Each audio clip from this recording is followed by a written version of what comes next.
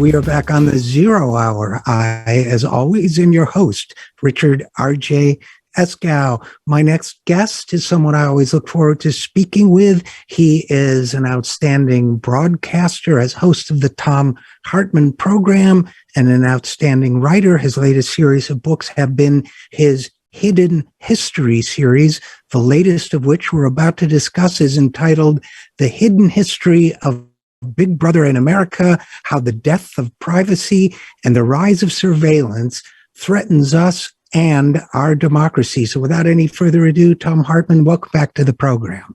Well, thank you, RJ. It's great to be with you again. Thank you for inviting me. Oh, our pleasure. And although the topic, I must say, is a little bit of a grim one, it's an extremely important one. So I guess I would start with this. One of the reasons why I appreciate that you've written this book, Thom, is that I feel as if our civil liberties, our rights to privacy and to be free from surveillance are, how do I put it, that public awareness of the need for those rights has diminished somewhat. It's always been, as you know, one of the liberties of this country that is perhaps less foremost in people's mind, but I feel as if people aren't thinking enough about the need for privacy and to be free of surveillance. And I feel like it's an uphill battle talking about it. But what are your thoughts? No, I think your analysis is spot on, Richard.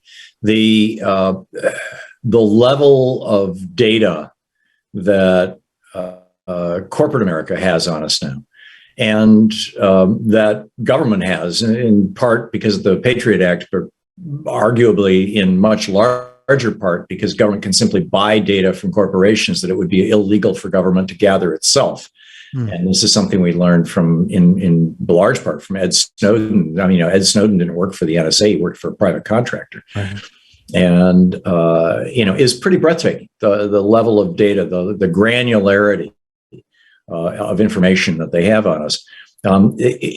Fortunately, up to this point, we haven't seen government mobilizing this information against us in really significant ways, writ large.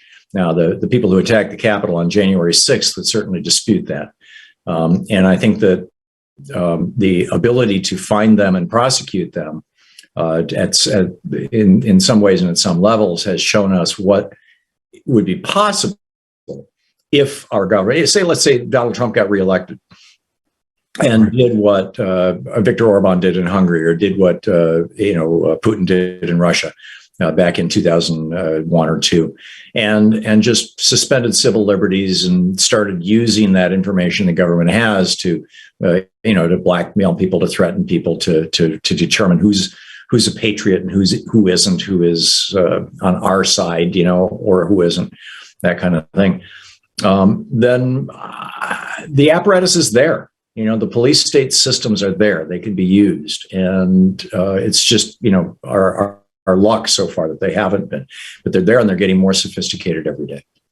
And, your comments, Thom, they provide a kind of framework for what my next general comment was going to be before we dive into the specifics of the book, which is that I think a lot of people, when you talk to them about all the data gathering that's going on, both, as you say, in the private sector, tech companies and so on, as well as potentially and in reality with the government, I think that a lot of people have the reaction, well, I'm not doing anything wrong, so what do I care? I don't, you can look at me all you want, but I think your last comment speaks to one of the reasons why that's not the right answer, which is we can't always assume that the status quo as it exists today won't change tomorrow. I would argue we've had enough clues already that it could at any time.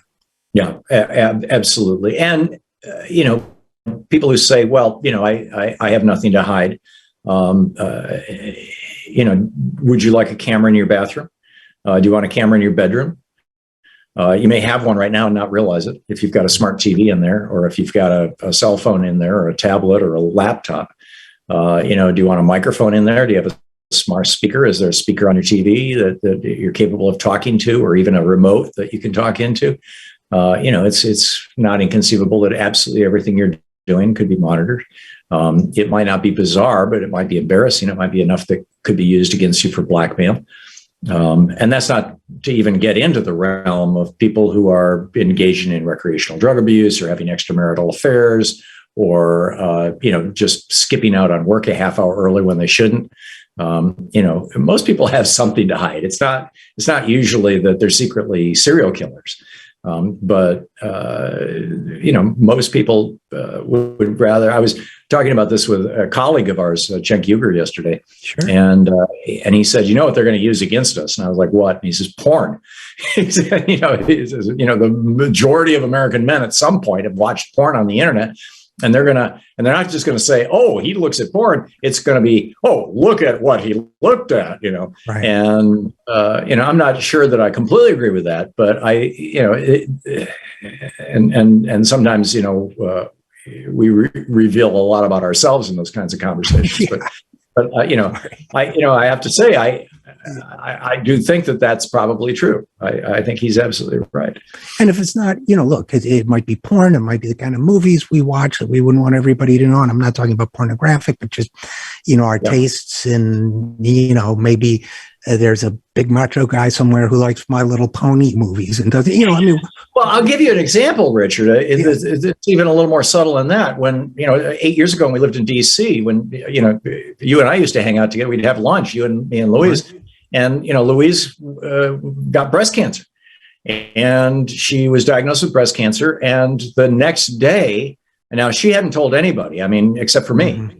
And the only conversation she'd had about this was with her doctor, although she had gotten a confirmation and email about it. The next day, she was in the TV studio and she pulled up a computer and she logged into her mail or something. I don't know what she logged into. And because she does research for the show. And so she's hitting all these news sites, looking for stories and things for the program that night. And every site she went to, they were throwing ads at her for wigs and for bras that have a phony boob in them and, for quack cancer cures. And, it was like, how did they find out? She was just like horrified. And what was particularly horrible about it was that was a computer that was used at different times of the day by different people. And the next day we came in and somebody said, so I see you're searching on wigs. Huh? Are you thinking of changing your appearance? Oh. And I was like, no, I'm sorry, I have cancer. But you don't want this stuff out there.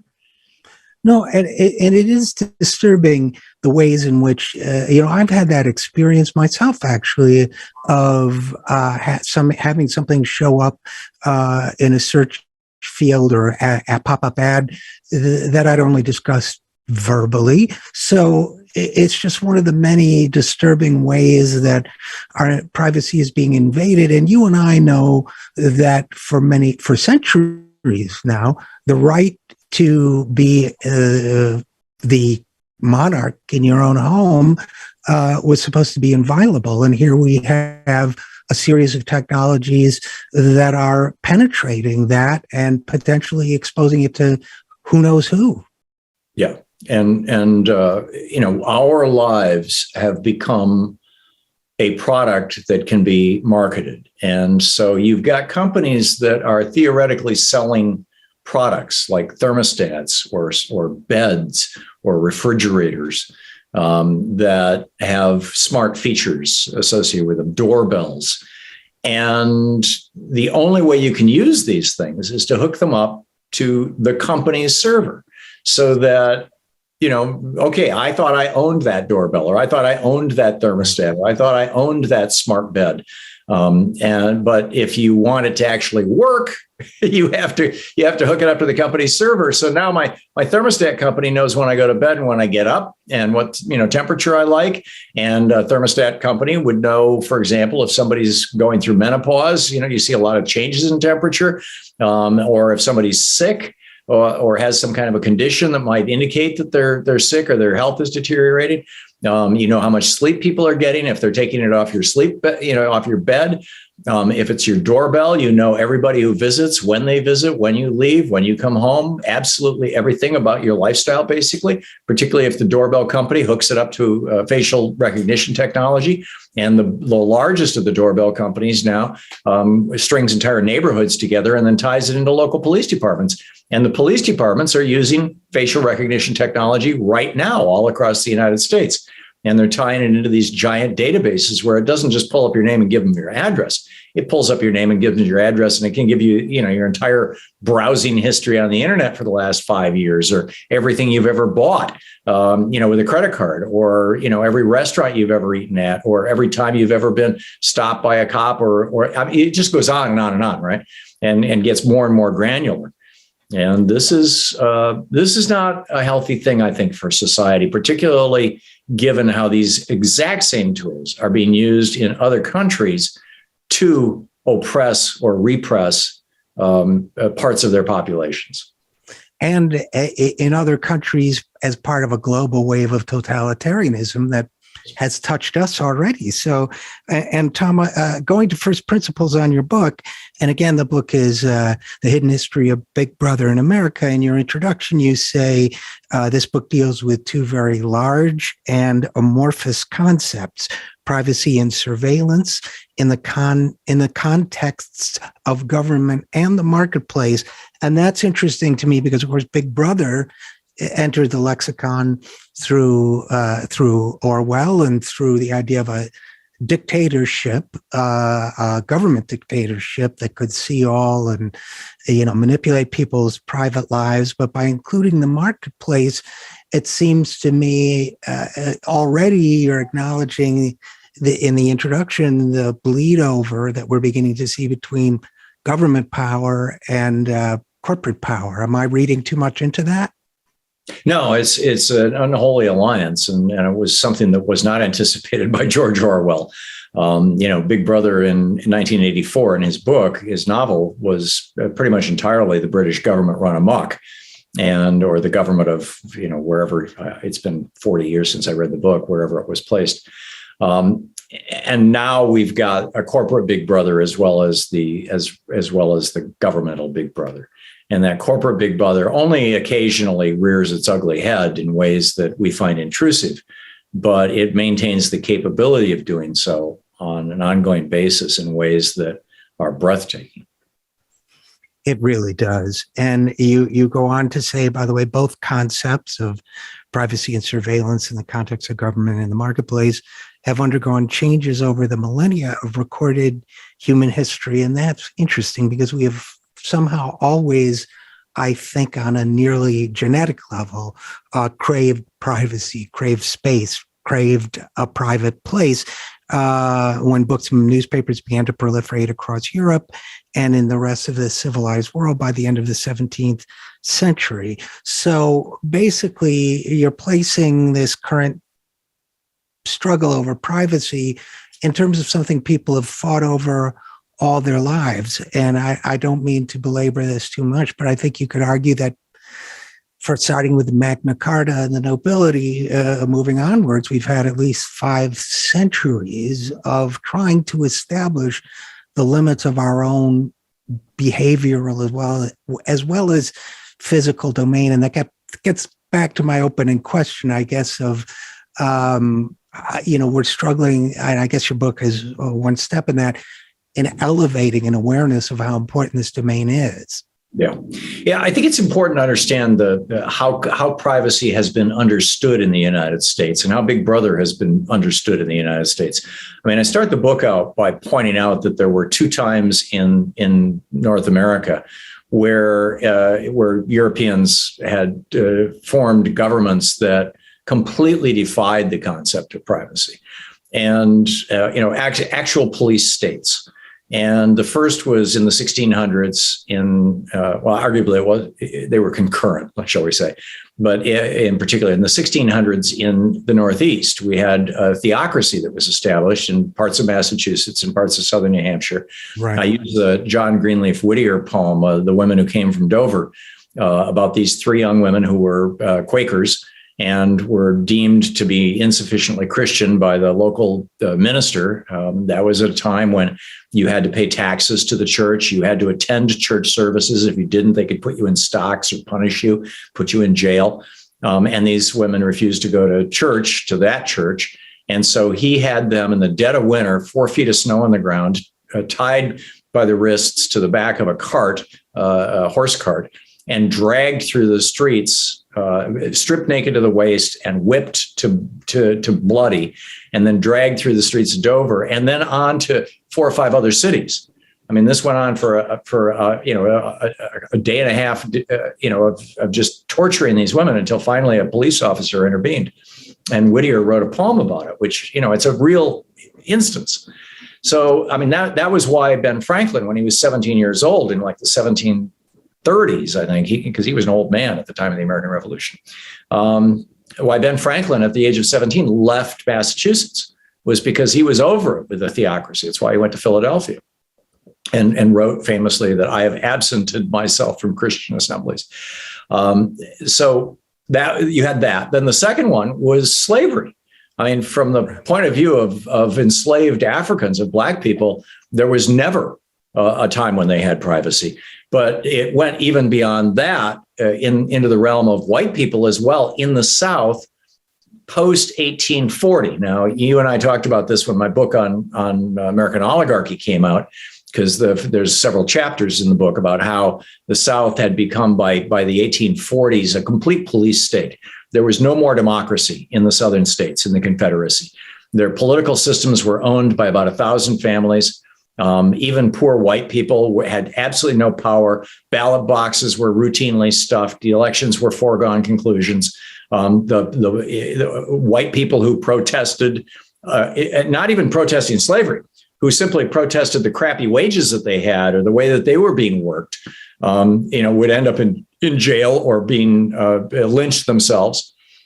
It was a police state. So in 1861, when they declared war on the Union, it was literally a fascist oligarchy declaring war on a Republican democracy.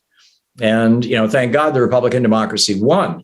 But it's very rarely cast that way in American history. And so I set it up that way in the book with a fairly lengthy quote of Frederick Douglass from one of his first autobiography, in which he talks about how when the slave master who owned him, his wife was teaching young Frederick, 7 years old, teaching him how to read so she could turn him into a good Christian and he would no longer be a heathen, so he could read the Bible.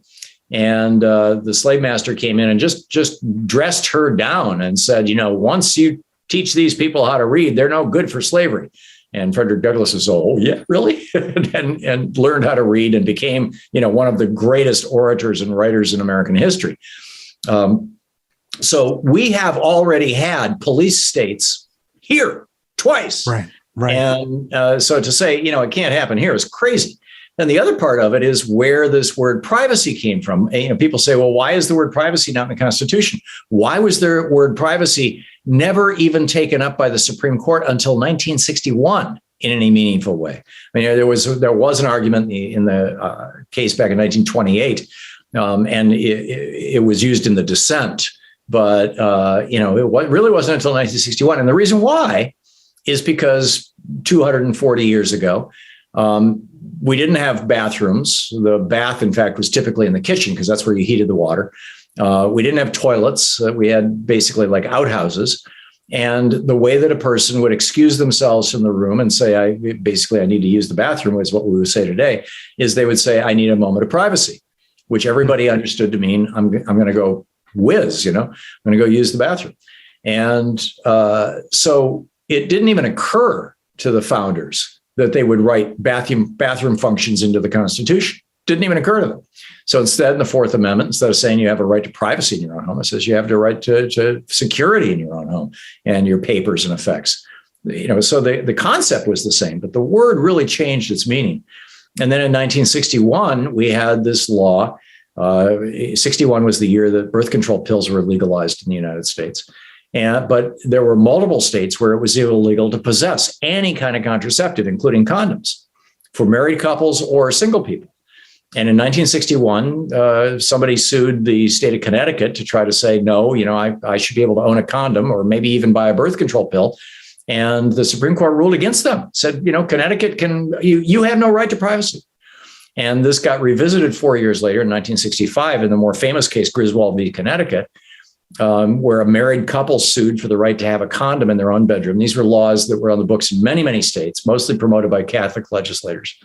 And they won, and the Supreme Court said married couples can have condoms in their bedrooms or any kind of birth control device that's within the law. But that did not extend to unmarried people. That didn't happen until 1972.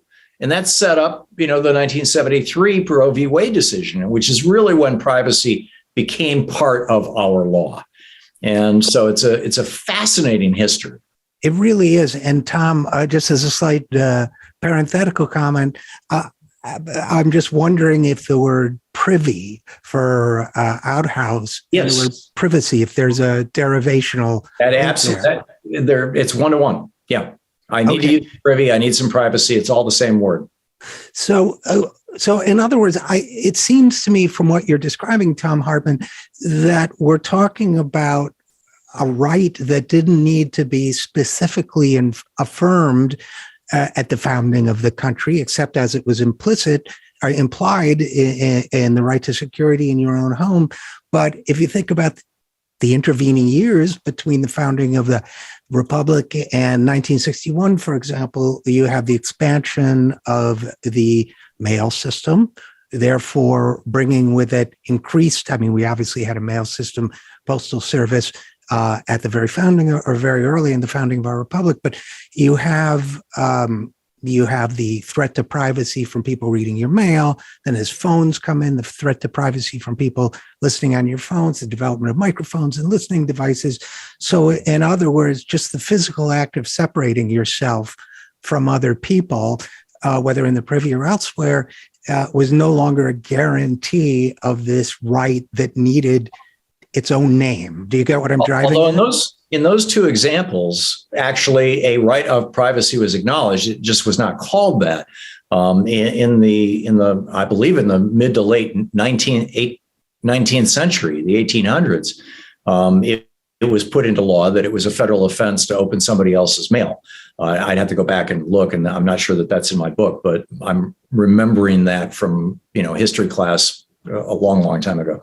And it was in the 1920s, as telephones started proliferating, that we got Telecommunications Law, Title II of the Telecommunications Act of 1920, whatever it was, or maybe early 1930s, that said that a telephone company or a police department may not listen in on your personal phone calls unless there's a warrant issued.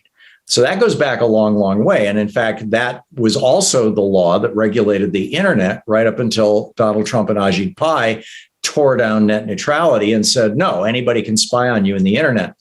So it's really ironic. If you're using your smartphone and you're holding a telephone conversation and it's bouncing off a tower so that you're using the phone company's infrastructure, nobody can listen to you without a warrant. But if you've turned on the VoIP phone function, in other words, voice over internet, use the internet for my phone calls, then anybody can listen to your phone call, whether it's bouncing off the tower or whether you're doing it with your Wi-Fi at home, because, Trump and Pai just separated these two realms and said, yeah, you still have privacy with phone calls. We haven't blown that up yet, but you no longer have privacy when it comes to anything that you're doing that has to do with the internet. And that was a very, very, very bad precedent. We are the only developed country in the world that allows internet service providers to spy on people. Your internet service provider, the company that brings the internet into your house, literally can watch everything you do on the internet. They can record everything you do on the internet, every single website you visit, every email you send or receive, every keystroke you type. And they can sell that information to anybody they want without ever notifying you. And that's just, it's insane, but that's the law right now. And I don't think most people realize that. So it's extremely important. And again, we're talking with Thom Hartmann about his book, The Hidden History of Big Brother in America. And Thom, you mentioned already slavery. You talk about slavery in the book and remind us that Aristotle was not a good guy in that debate. But in terms of slavery as an institution, of course, depended on surveillance. It depended on invading or eliminating the privacy of enslaved people because the obvious motives that any rational human being has is to escape slavery. So similarly, unreasonable labor conditions require some form of surveillance. And that's a big aspect of working life today, isn't it? For people who are surveilled in many cases without knowing it, for their social media posts by their employer, or for their movements, if they have a company smartphone or what have you. We're seeing a big brother on the job to a level that I don't think previous generations could have imagined, right? Oh, it's reached the point, yes, with regard to employment, employers very often, legally monitor everything that their employees do, particularly as increasingly things are being done on the internet. But it even goes beyond that. I mean, there are companies that sell data to other companies, data brokers that sell your information to retail operations that, for example, advertise, "We'll beat anybody's price." So, it's the Acme widget store, and they're saying, "We'll beat anybody's price." And they're buying data from one of these data brokers. And they can look when you call in and know instantly, as soon as your phone number hits, know instantly whether you have been browsing the website of this company's competitors. They can have that information in real time. Did you browse that website just an hour ago looking for better prices? And if so, then, you get to sit on hold for 2 hours before they take your call. I mean, it's like, again, this is stuff that's annoying and irritating and grating, but, it's not destroying our lives, but it's the level and granularity of information that they've acquired that could be used to destroy our lives if they ever decided that they really wanted to.